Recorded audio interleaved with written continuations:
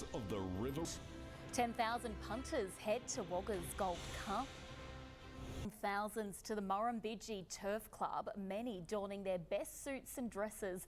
Marquees were filled and bets were made as the countdown to the Cup began. Some punters won big while others missed out, but that didn't deter anyone from having a good time. And earlier today, it was the fashion that took over the fields.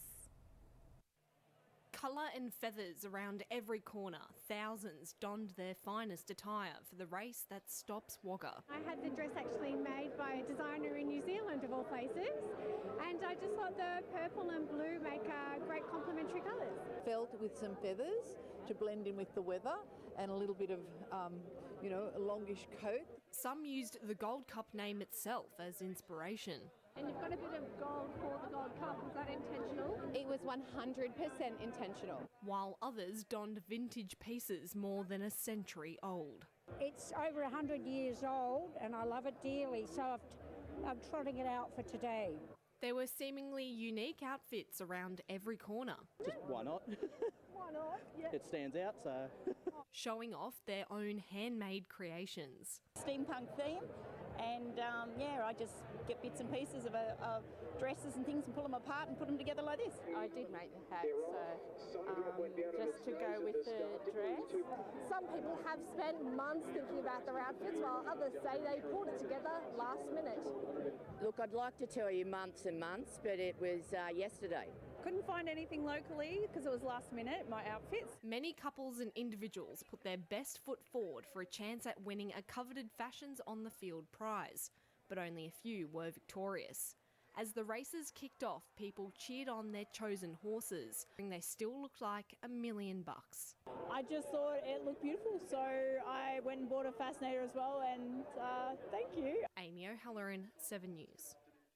Now to the race that stops the Riverina, and Kerry Parker, trained Flying Bandit, has claimed Gold Cup victory in one exceptionally tight race. Here's how Anthony Manton called the final stages. Bear on the loose in front. Gregor Limo's starting to feel the pinch in second, pushed along as Bear on the loose pinches a break on the home turn.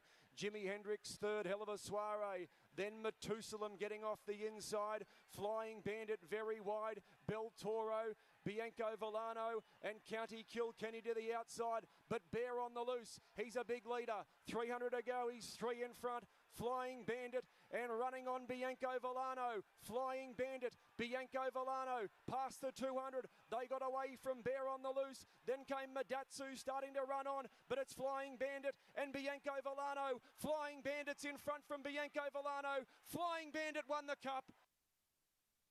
There have been many winners and losers at the Turf Club today. We spoke to some Gold Cup punters who were more than happy to share their money-making tips after backing a winner. Wagga's racetrack transformed into a punting paradise. Thousands flocked through the MTC gates, all hoping for a Gold Cup win. Some bettors took to the form to make their choice. Usually I just go by the odds. You just follow the tips of every form guide I can find and join them together.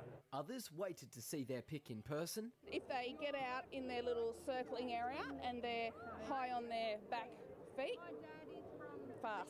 I often go out and have a look at them, see if they look nice and fit, and then I go back and have a look through their form and pick them from there, and the longer the price, the better. While many let the horse's name or the colours speak for themselves. Number and a name, of course. A bit of a vibe. The name's always a good choice. Go for the best name. The doggies colours. Doggies never fail, do they? For me, it's the name. The name, I just have a look at the name, and if I like the name, then yes. Sharing your tip considered fair play by many. You've always got to share your tips because you point them in the wrong direction. Yeah, but it's no good sharing with Jude because she backs Grays. I would share with them if they were there, but I'm a bit of a road scholar when it comes to the races. Even the bookies gave nothing away when asked for a winner. They come up and they say, what do you like in this race? And I say, maybe number 3, maybe number 4. Sometimes they win, sometimes they lose. But it doesn't matter how you place a bet this Gold Cup. All that matters is that your pick won. So we just got a winner? We did. We had a winner. Yesterday I had some wins, so it worked yesterday. I hope it works today again. We live and we pray that it can get home first. Jeremy Eager, 7 News. Here's more sport. Southern Inland's rugby competitions all set for round one, and the former Wagga apprentice jockey hoping to see her name etched into Royal Randwick history. Welcome back. A former Wagga apprentice jockey hopes to see her name etched into Royal Randwick history. Molly Burke is leading the race to the Metro Apprentice title, and a win would be a dream come true. The Wagga Gold Cup Carnival's taken on a metropolitan feel for homegrown talent, Molly Burke. She compares a shot at the Riverina's most renowned features to lining up in the biggest races of all. To be fair, to have a live opportunity in a race like this is like being in a group race for me, because it's back at your hometown in front of all the friends and family. A fairy tale finish to her first berth in the Wagga Town Plate wasn't to be. Mudgee Galloper, compelling truth, made sure Mac Griffith's first assault on the sprint would be one to remember. I think the owners have given the opportunity to train this wonderful horse, and you wouldn't want to know a great ride from Bailey.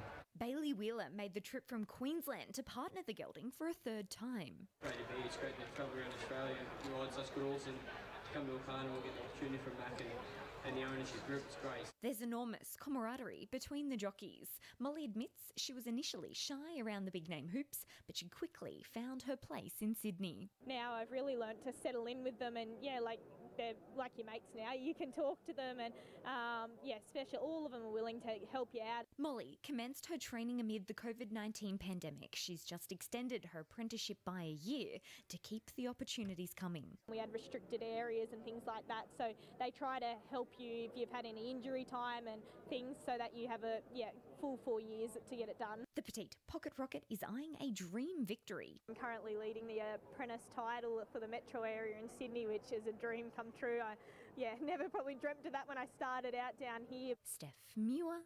Have a wonderful weekend, enjoy that sunshine, and we'll see you again on Monday. Good night.